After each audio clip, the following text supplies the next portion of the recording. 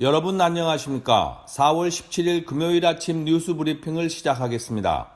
확진자가 여전히 증가하고 있습니다. 오늘 새벽에 올라온 관련 통계를 살펴보겠습니다. 어제는 29,567명의 확진자가 증가하여 미국 내 확진자 수가 67만 7,570명, 사망자는 2,174명이 증가하여 3만 4,617명, 완치 환자는 5만 7,844명을 기록했습니다. 가장 상황이 심각한 뉴욕과 뉴저지의 확진자 수가 30만 명을 넘어섰습니다. 다른 주에서도 계속 증가세를 보이고 있으며 확진자 수가 2만 명이 넘는 9개 지역의 확진자는 49만 명에 이르고 있는 상황입니다. 다음 소식입니다. 트럼프 대통령은 조속한 시기에 경제활동 재개를 시작해야 한다는 기존의 입장에서 한 발 벗어나 신종 코로나 바이러스 확산의 억제 정도에 따라 이에 대한 방향을 정하겠다고 어제 백악관 브리핑에서 밝혔습니다. 바이러스 확산이 좀처럼 수그러들지 않고 있으며 바이러스 피해가 심각한 지역의 주지사들이 트럼프 대통령의 방침에 강력하게 반발하고 있어서 대통령이 경제활동 재개에 대한 방향을 바꾼 것 같습니다. 트럼프 대통령은 건강한 미국인은 조건이 충족된다면 이제 일터로 다시 돌아갈 수 있다며 3단계 정상화 방안을 담은 사회적 거리두기 완화에 대한 가이드라인을 발표하였습니다. 또한 이 새로운 가이드라인에 의하면 각 주의 지사들이 단계별로 필요한 조치를 할 수 있으며 이에 대한 권한도 갖고 있다는 것을 확인하고 있습니다. 다음 소식입니다. 23만여 명의 확진자가 나오고 있는 등 심각한 상황이 계속되고 있는 뉴욕은 스테이 앳홈 오더가 5월 15일까지 한 달 더 연장된다고 합니다. 쿠오모 뉴욕지사는 어제 기자회견에서 이렇게 밝히며 북동부 다른 주의 지사들과도 긴밀한 협력 관계를 유지하고 있다고 덧붙였습니다. 쿠오모 지사는 그동안 뉴저지, 코네티컷 등 북동부 지역의 주지사들과 경제활동 재개 일정을 협의해 왔습니다. 한편 쿠오모 지사는 5월 15일 이후에 스테이 앳홈 오더 여부는 아직 알 수 없으며 상황을 보고 나서 결정하겠다고 말했습니다. 그는 이어 보건의료 시스템의 강화, 광범위한 바이러스 검사 그리고 감염자의 경로에 대한 점검이 필요하다고 강조하며 단계적으로 비즈니스와 학교를 재가동하겠다고 밝혔습니다. 다음은 코로나 바이러스에 대응하는 개별 주정부의 정책에 대하여 살펴보겠습니다. 뉴저지, 뉴욕 등 북동부 지역 7개 주의 주지사가 경제활동 재개에 대해 긴밀히 협의하기로 결정한 뒤 지난 월요일 캘리포니아, 워싱턴, 오레곤 등 서부 연안의 3개 주의 지사들이 미 북동부 지역과 행동을 같이 하겠다고 밝힌 바 있습니다. 이어 미시간, 오하이오 등 중서부 지역 7개 주지사들도 경제활동 재개를 위하여 서로 협력하겠다고 발표했습니다. 뉴저지는 적어도 5월 15일까지는 스테이 앳홈 오더를 연장하며 위스콘신주도 5월 26일까지 연장했습니다.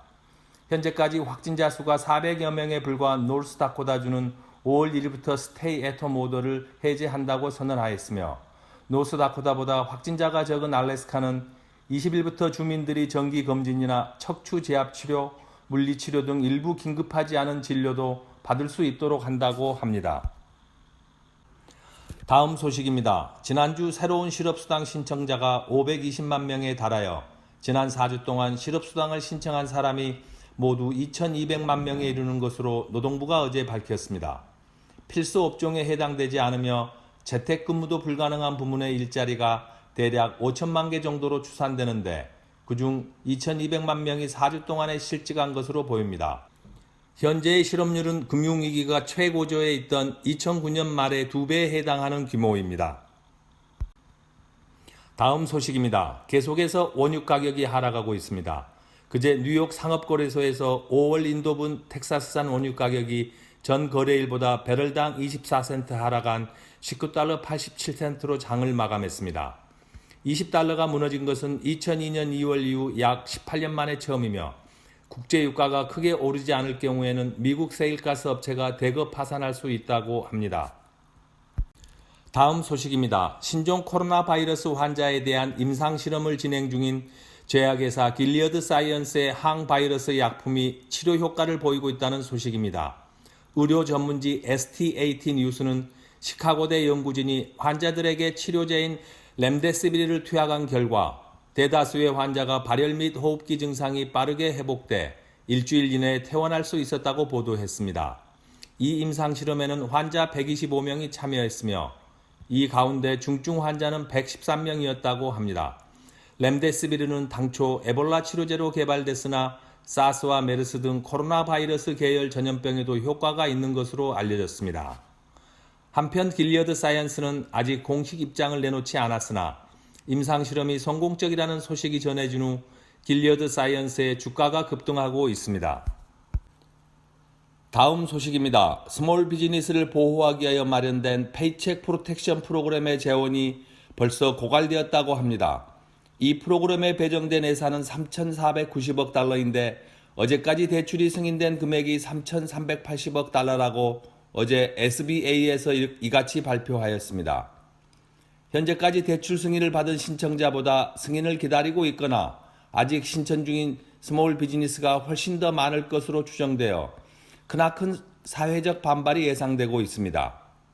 프로그램이 시작된 지 2주 만에 고갈되어 버린 재원을 보충하기 위하여 트럼프 행정부와 공화당은 2,500억 달러의 추가 지원을 추진하고 있습니다. 반면 민주당은 병원 및 지방정부 등을 지원하기 위한 5천억 달러의 지급을 먼저 처리하자며 이에 반대하고 있습니다.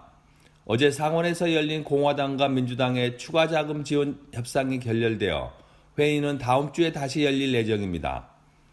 아직 어떠한 방식으로 양당이 합의를 할지 알 수 없으나 어떤 형태로든 이 문제를 해결하지 않을 수 없는 상황입니다. 지난 3월 27일 케어스 액트가 발효된 이후 정부의 각종 지원의 신청자가 폭주하여 그 진행에 어려움을 겪고 있으며 정부 지원에 대한 세부 기준이 수시로 바뀌고 있어 실제로 페이첵 프로텍션 프로그램의 혜택을 받으려면 상당한 시간이 필요할 것 같습니다. 이제 뉴스 브리핑은 일주일 중 월요일, 수요일, 금요일 3일만 찾아뵙겠습니다. 그 사이 중요한 뉴스가 있으면 속보를 제작하여 보내드리겠습니다. 외출할 때는 반드시 마스크를 착용하고 사회적 거리 두기를 실천해야 합니다. 힘들지만 함께 이겨냅시다. 지금까지 4월 17일 금요일 아침 뉴스 브리핑이었습니다. 감사합니다.